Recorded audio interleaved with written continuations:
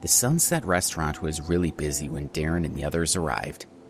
It was packed, and there were no tables available. More than 10 guests were already waiting to be seated. It seemed that it would be at least half an hour before they could get a table. "I'll go talk to the manager and see if we can pay him to find us a table," Lisa said. She didn't want to wait any longer. She was hungry, and she was an important person in her town. She couldn't be expected to wait. "Mom, let's just wait," Donna said. The Sunset restaurant was famous in New York, and it was always difficult to get a table. Lisa didn't listen to her daughter. With her reputation and her eloquence, she was certain she would be able to get the manager to get them a table quickly. At the front desk, she spoke to the manager and indicated that she would give him an extra $500 to arrange a table for her. But the manager wasn't interested. With such a big restaurant, he probably didn't even need the money. In the end, Lisa was forced to give up. "Mrs. Walters, why don't you sit here and I'll try?" Darren said, standing up. They had all seen Lisa being embarrassed in front of the manager, so he had to do something. Otherwise, Donna, Natalie, and Fiona might blame him. Darren walked toward the manager, feeling quite nervous. He wasn't that important, so would the manager embarrass him too? He had heard his father talk about the manager of the Sunset restaurant several times, but he had no idea how well they knew each other. Now that he had been forced into this situation, Darren had to try. "Hello, Mr. Wood," he said politely as he walked up to the manager. "I'm Darren Rogers, and my father is Gary Rogers from Rogers Construction Company. I've brought a few friends here for dinner and wonder if you would find us a table." The owner of Rogers Construction Company? Mr. Hood knew that Mr. Rogers was just the owner of a medium-sized business. Compared to the other guests at the restaurant, the Rogers family simply wasn't important. He was just about to tactfully reject Darren's request when a few more guests walked through the door. Alex, Debbie, and Carla entered the restaurant and saw the others sitting in the waiting area, so they went over to join them. Mr. Hood was stunned when he saw Alex and Debbie. From the behavior of Debbie and the middle-aged woman, they were mother and daughter. It was obvious that they knew Darren's friends. On an earlier occasion, when Bruno had caused trouble for Debbie, Alex had ruthlessly beaten him with a wine bottle. Bruno had even called Sam Woodsworth and asked for help in dealing with Alex, but when Sam had heard Alex's name, everything had changed. Not only did Alex not get beaten up, but Bruno had had to grovel. Alex was someone that even Sam Woodsworth was afraid of, and he seemed to be here with Darren. If the manager didn't help them find a table, Alex might get angry, and then the entire restaurant would be in trouble. Remembering what had happened to Bruno, the manager trembled in fear. He swallowed hard. "Mr. Hood?" Darren asked, puzzled. What was wrong with the manager? "Oh." Mr. Hood's gaze shifted to Darren's face. "You want a table, right? Sorry, we made a mistake. I'll arrange something for you and your friends right now. Please wait." "Okay," Darren agreed, and Mr. Hood immediately hurried off to make the arrangements. Darren was confused. When did my dad become so powerful? He thought. He had been worried that since his dad's company was only a medium-sized business, Mr. Hood might not have respected him. He hadn't expected Mr. Hood to agree so quickly when he heard Darren's father's name.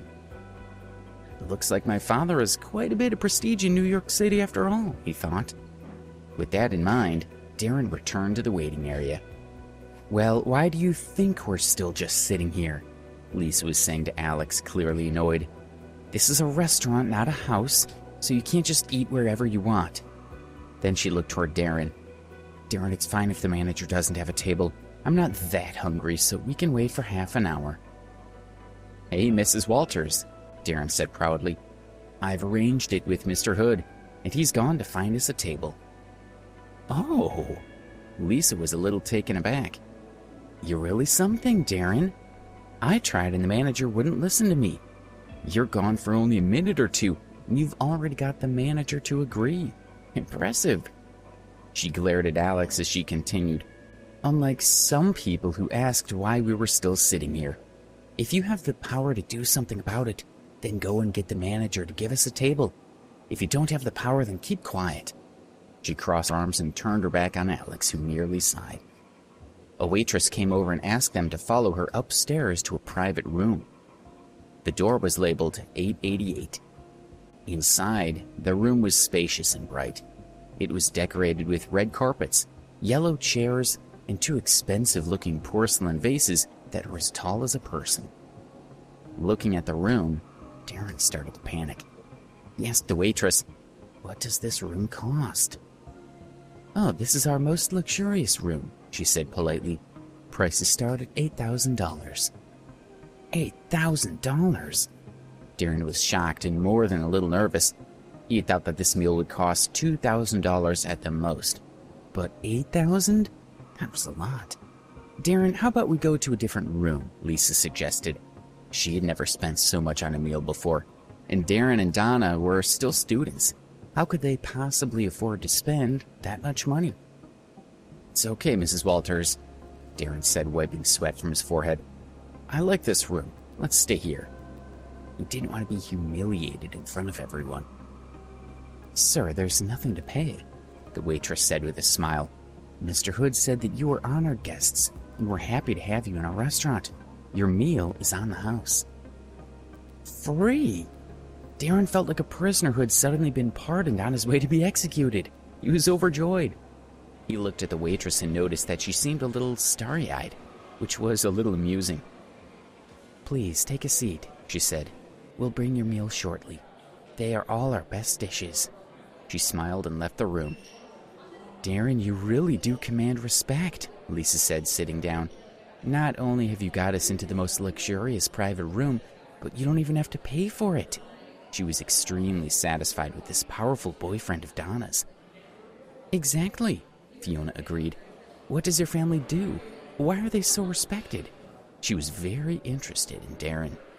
"My family has a small construction company, and it only earns $10 million a year. It's barely worth mentioning," Darren said casually.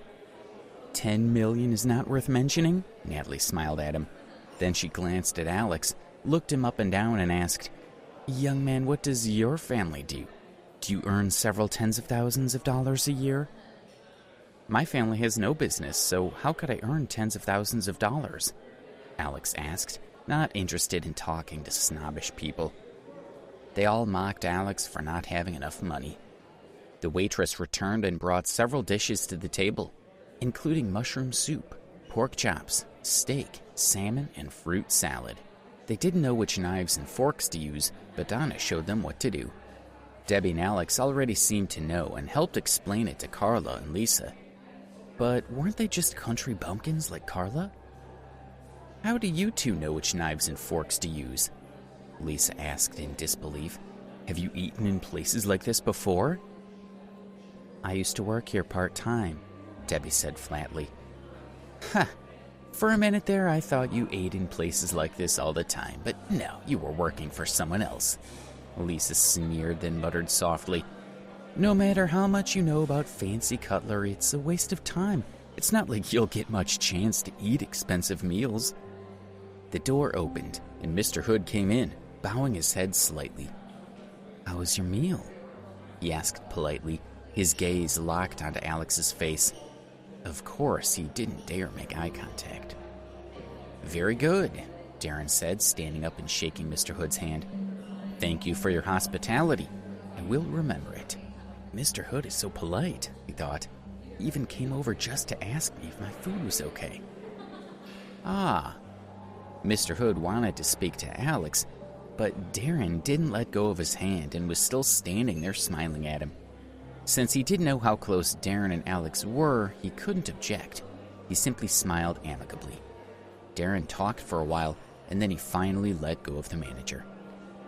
"To welcome everyone, I've picked out 2 special bottles of red wine," Mr. Hood told them, gesturing to where a waiter had already brought in the 2 bottles. Smiling, he picked up a bottle. He wanted to place it in front of Alex to show his respect. "Mr. Hood, you're too kind," Darren said. "How can I accept?" He broke off in surprise when he looked at the bottle. "Whoa!" This is a Louis XIV from 1992. This is really expensive. Thank you, Mr. Hood. How did you know that I've always wanted to taste this? Please subscribe to the Pocket FM YouTube channel and press the bell icon for instant notification. Check out our channel for more such exciting shows.